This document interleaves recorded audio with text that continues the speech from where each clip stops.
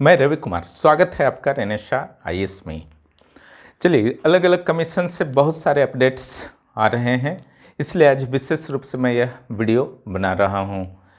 यहाँ देखिए, सबसे पहले हम लोग बात करेंगे 7वीं जेपीएससी के डेट्स के संबंध में। प्रीलिम्स कब होगा, चूँकि कोरोना के जो मामले थे वो धीरे धीरे डाउन हो रहे हैं।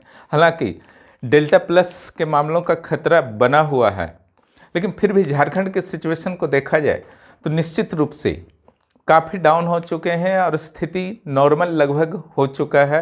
तो कहीं ना कहीं जेपीएससी भी एक्टिव हो चुका है। आयोग द्वारा राज्य के सभी जिलाधिकारियों को पत्र भी भेजा गया था कि 30 जून तक परीक्षा केंद्रों के संदर्भ में सूचना दें।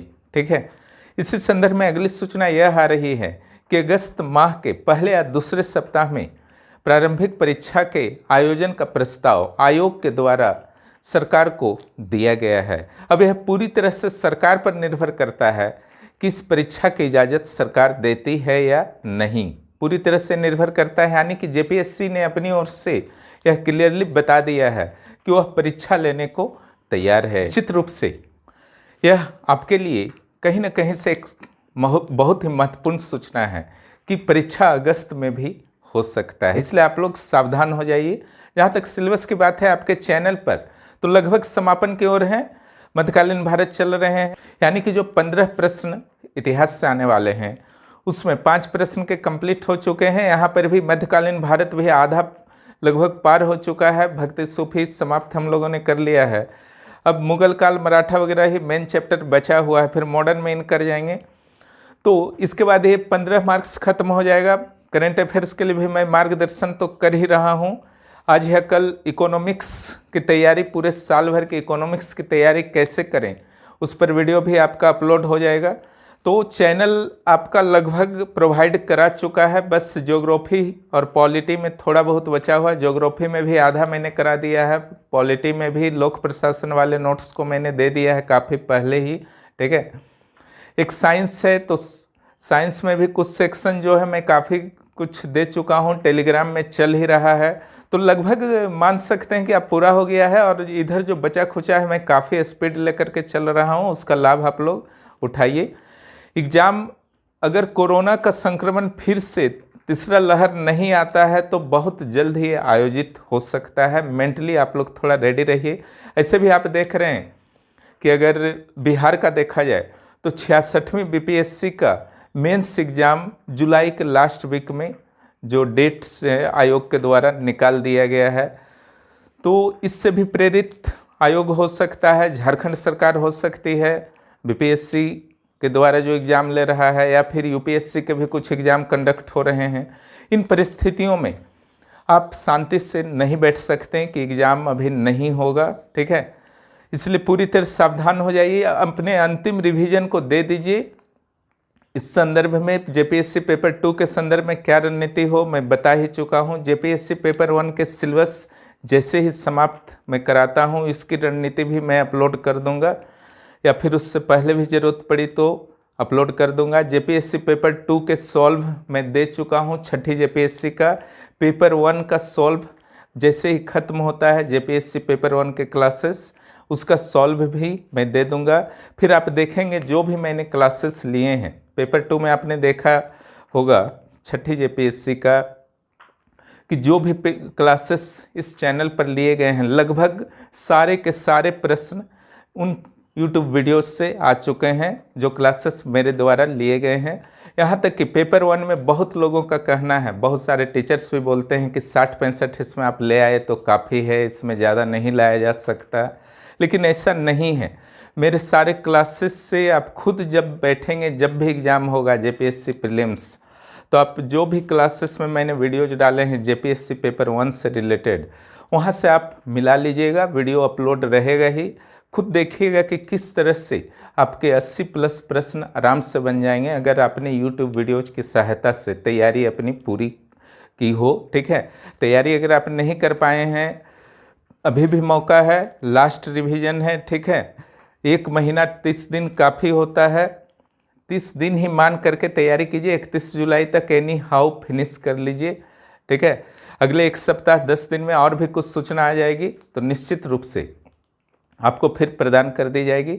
ये तो रहा 7वीं जेपीएससी का। अब चलिए हम लोग आते हैं 67वीं बीपीएससी की सूचना के बारे में। 67वीं बीपीएससी के संदर्भ में भी एक बहुत बड़ी खबर आ रही है। बिहार सरकार के सामान्य प्रशासन विभाग के द्वारा 9 जुलाई को यानी कि कल शाम 4 बजे एक मीटिंग का आयोजन किया गया है, जिसमें सभी विभागों के प्रमुखों को, सचिव को यह निर्देशित किया गया है कि या तो आप स्वयं अथवा किसी अन्य वरीय पदाधिकारी को सारी रिक्तियों के साथ उस मीटिंग में प्रस्तुत होना है, क्योंकि आयोग के द्वारा मांग की गई है सामान्य प्रशासन विभाग से कि 67वीं बीपीएससी संयुक्त सिविल सेवा परीक्षा का आयोजन के लिए जो जो रिक्तियां हैं वो उपलब्ध कराई जाए। सरकार से आग्रह किया गया है। उसी संदर्भ में 9 जुलाई शाम 4 बजे यह मीटिंग रखा गया है।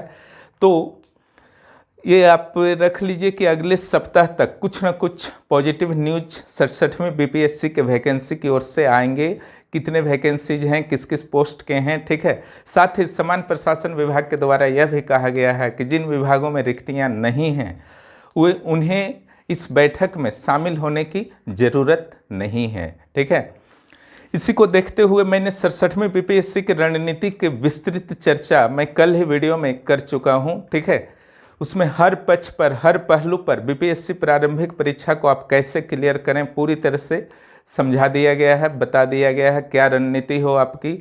और जेपीएससी पेपर 1 के जो भी क्लासेस चल रहे हैं या जो हो चुके हैं विविध वाले सेक्शन, निश्चित रूप से वो आपके लिए काफ़ी हेल्पफुल होंगे बीपीएससी प्रीलिम्स के लिए, ठीक है। उस वीडियो को आप लोग ज़रूर देख लीजिए जो कल अपलोड किया गया है।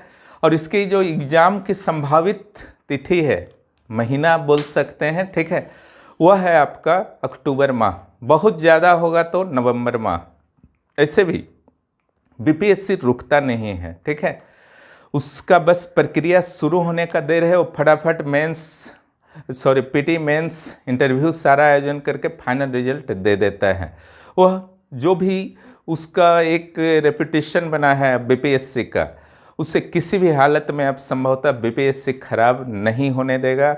वह पूरे देश के एक बेहतर आयोग में शामिल हो चुका है। चलिए एक अपडेट्स जो हैं नियोजन नीति से रिलेटेड हैं। झारखंड सरकार के द्वारा फरवरी 2021 में, जैसा कि आपको पता है, नियोजन नीति को वापस ले लिया गया था, लेकिन अभी तक इस संदर्भ में कोई भी संकल्प जारी नहीं हुआ था, आदेश पारित नहीं हुआ था, क्योंकि राज्यपाल के द्वारा यह अंतिम रूप से जारी किया जाता है। तो रांची के एक अखबार के माध्यम से यह खबर मिली है कि पूरी तरह से कार्मिक विभाग के द्वारा यह फाइल जो है राज्यपाल के पास राजभवन को भेज दिया गया है। वहीं पर इसकी समीक्षा चल रही है कि 2016 की जो रघुवर सरकार द्वारा नियोजन नीति बनाई गई थी, 13/11 में विभाजन किया गया था, तो इस नियोजन नीति को वापस लेने का वहाँ से आदेश जो है पारित कर दिया जाएगा एक तरह से, और राजपत्र में, झारखंड के राजपत्र में से प्रकाशित कर दिया जाएगा। तो ये मैटर जो है पूरी तरह से क्लियर हो जाएगा कि जैसा कि सरकार ने घोषणा किया है कि 2016 से पूर्व के नियोजन नीति के आधार पर फिर नियुक्तियां होंगी। जो भी पेंडिंग एग्जाम्स हैं, विज्ञापन जो भी निकल चुके थे, तो उसमें हल्का फुल्का संशोधन करके हो सकता है कि आगे बढ़ा दिया जाए, नए विज्ञापन आएंगे। और दूसरी ओर यह भी सूचना मिल रही कि मुख्यमंत्री हेमंत सोरेन के द्वारा जो नए नियोजन नीति का प्रारूप बनाने को कहा गया था, उस पर भी तीव्रता से काम हो रहे हैं। इस नियोजन नीति में क्या रहेंगे नहीं रहेंगे अभी तक जो है पूरी तरह से क्लियर नहीं हुआ है, लेकिन कुछ ऐसा जरूर प्रयास किया जाएगा जिससे झारखंड के अभ्यर्थियों को तृतीय और चतुर्थ वर्ग के जो पोस्ट्स होते हैं उसमें कुछ लाभ प्राप्त हो, प्राथमिकता प्राप्त हो। हालांकि यह भी लगभग निश्चित हो चुका है कि जो राज्य स्तरीय सेवाएं हैं या फिर तृतीय चतुर्थ वर्ग की भी सेवाएं हैं, उसमें संभवतः बाहरी राज्यों के अभ्यर्थियों को नहीं रोका जाएगा। बाकी देखिए नियोजन नीति का प्रारूप क्या बनता है, या फिर 2016 से पूर्व वाले सिचुएशन पर ही नियुक्ति करने का फैसला लिया जाता है फ्यूचर के विज्ञापन पर, ठीक है। दोनों हो सकता है।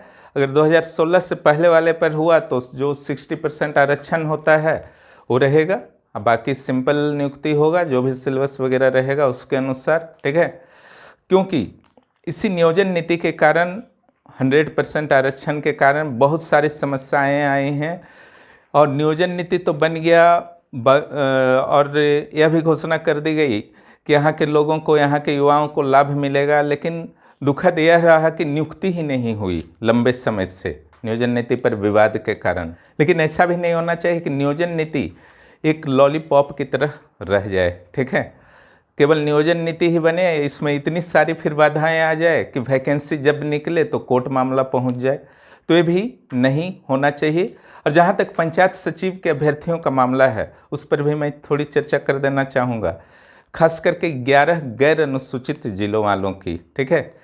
तो यहाँ हाई कोर्ट ने तो किसी तरह का रोक नहीं लगाया है, संभवतः सुप्रीम कोर्ट में भी रोक नहीं लगेगा। तो यहाँ पर एक इनकी संभावना काफ़ी है कि इनकी नियुक्ति हो जाएगी, लेकिन एक ही डर है कि सरकार कहीं अधियाचना को वापस न ले ले, ठीक है, क्योंकि सरकार का यह अधिकार है। नियुक्ति भी अभी नहीं हो पाई थी, ट्रेनिंग वगैरह भी नहीं हो पाया था, वही एक डर है। सरकार चाहेगी तो कुछ भी हो सकता है पंचायत सचिव के, खास करके 11 जिलों के मामले में। लेकिन 13 जिलों के जो नियुक्तियां थीं वहाँ तो काफ़ी खतरा है। वो पूरी तरह से सुप्रीम कोर्ट के निर्णय पर निर्भर करता है कि सुप्रीम कोर्ट के द्वारा इस संदर्भ में जब निकट भविष्य में सुनवाई होगी, फैसले होंगे, तो नियोजन नीति पर क्या सुप्रीम कोर्ट के द्वारा फैसले दिए जाते हैं, तो उसी पर भविष्य निर्भर है 13 जिलों का, और 11 जिलों का कहीं ना कहीं से सरकार पर निर्भर है। अब छठी जेपीएससी पर बात कर लेते हैं। 8 सप्ताह का समय जो दिया गया था झारखंड हाई कोर्ट के द्वारा, उसमें से 4 सप्ताह बीत चुके हैं। अभी तक यही प्रगति हुई है कि जो अभ्यर्थी पास थे, खास करके वित्त सेवा वाले जिनके वेतन वगैरह रोक दिए गए हैं, उनमें से कुछ अभ्यर्थी डबल बेंच को गए हैं। एक हल्ला उड़ा था कि जेपीएससी भी डबल बेंच को जा सकता है, लेकिन अभी तक जेपीएससी डबल बेंच, हाईकोर्ट के डबल बेंच में नहीं गया है। हालांकि इन्हें यहाँ कुछ विशेष राहत मिलेगी, इसकी संभावना बहुत ही कम है, न्यून है। दूसरी ओर कई अधिकारियों के वेतन रुक गए हैं। इससे पता चल रहा है कि सरकार भी एक्शन के मूड में है और हो सकता है कि सरकार रिजल्ट के पक्ष में चली जाए, क्योंकि डबल बेंच या सुप्रीम कोर्ट यहाँ पर विशेष संभावना नहीं है। और 326 अभ्यर्थियों में वे अभ्यर्थी जो प्रत्येक सब्जेक्ट में पास है और हिंदी अंग्रेजी क्वालिफाइंग मार्क्स घटाने के बाद भी अगली मेरिट लिस्ट में उनका नाम आ सकता है, वो भी नहीं चाहेंगे कि अब केस मुकदमा हो।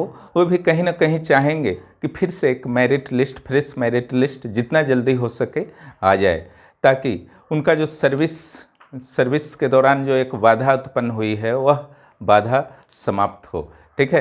हालांकि जिनका रिजल्ट अगली मेरिट लिस्ट में नहीं आ रहा है, वो निश्चित रूप से डबल बेंच में भी अगर वे हार जाते हैं तो निश्चित रूप से सुप्रीम कोर्ट तक भी जाएंगे, अपना वो आखिरी प्रयास करेंगे। इस प्रकार आप कह सकते हैं कि छठी जेपीएससी में क्या होने वाला है पूरी तरह से भविष्य के गर्भ में है। फिलहाल जो सिचुएशन है, जो 326 नियुक्तियाँ हुई थी, उसे 7 जून 2021 को माननीय हाईकोर्ट रांची के द्वारा अवैध घोषित किया जा चुका है। इसलिए अब डिसीजन पूरी तरह से सरकार को और जेपीएससी को लेना है। अभ्यर्थी जो हैं, जो अगले मेरिट लिस्ट में नहीं आ रहे हैं, वो तो अपना वर्क करते ही रहेंगे, अपील करते ही रहेंगे, लेकिन डिसीजन पूरी तरह से हाथ में है जेपीएससी का और झारखंड सरकार का। निश्चित रूप से वही झारखंड के जो भी अभ्यर्थी हैं और भविष्य के भी अभ्यर्थी हैं, उनके हित को ध्यान में रखते हुए ही निर्णय लेगी और सकारात्मक निर्णय लेगी, इसी की आशा की जा सकती है। इस प्रकार ये बहुत सारे अपडेट्स थे आपके लिए, और विशेष रूप से मैं 7वीं जेपीएससी वालों को कहना चाहूँगा कि आप लोग जो हैं तन मन के साथ भिड़ जाइए। रेनेसा आईएएस चैनल पे बहुत सारे मटेरियल्स हैं, विशेष रूप से सीएनटी एसपीटी पर यहाँ पर जैसा वीडियो आपको उपलब्ध है, पूरी तरह से बेसिक अंग्रेजी की मूल पुस्तक से हिंदी किया हुआ बहुत बेहतर तरीके से आपका क्लास लिया गया है। उसका क्वेश्चंस भी दिया गया है, सीएनटी का 103 क्वेश्चन और एसपीटी का 53 क्वेश्चंस। इसका पूरा लाभ उठाइए। अभी तक भी आप नहीं लाभ उठाए हैं तो लाभ उठा लीजिए, ठीक है, क्योंकि अब समय काफ़ी कम है। अब 20 मार्क्स से आप नुकसान उठा देंगे तो आपको काफ़ी नुकसान हो जाएगा। और रही सीएनटी एसपीटी में अगर आप प्लस में चले जाते हैं तो निश्चित रूप से आप काफ़ी लोगों से आगे चले जाएंगे, यह रिजल्ट भी ला सकता है। ओके, औद्योगिक नीति भी आ चुकी है 2021 की, ठीक है।